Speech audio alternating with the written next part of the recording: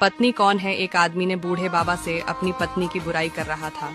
तभी बूढ़े बाबा ने उस आदमी को जवाब दिया और बोला, चलो अच्छा बताओ, तुम्हारा धोबी कौन है? उस शख्स ने कहा, बीवी। तुम्हारा बावर्ची कौन है? उस शख्स ने कहा, बीवी। तुम्हारा सफाई वाला कौन है? उस शख्स ने कहा, बीवी। तुम्हारे घर का ध्यान कौन रखता है? उस शख्स ने कहा, बीवी। तुम्हारे घर और दौलत की हिफाजत कौन करता है? उस शख्स ने कहा, बीवी।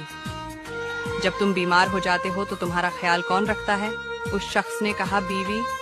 तुम्हारे बच्चों का ख्याल कौन रखता है? उस शख्स ने कहा, बीवी। तुम्हारे सुख दुख का साथी कौन है? उस शख्स ने कहा, बीवी। फिर बुजुर्ग ने कहा, क्या तुम्हारी बीवी इन सब कामों के पैसे लेती है? उस शख्स ने कहा, नहीं। फिर बुजुर्ग ने कहा, तुम्हें बीवी की बुराई नजर आई मगर ये सब अच्छाई नजर नहीं आई। एक लड़की अपनी पेरेंट्स का घर छोड़कर आती है, उसके एहसास और उसकी तकलीफ को समझने की कोशिश करे और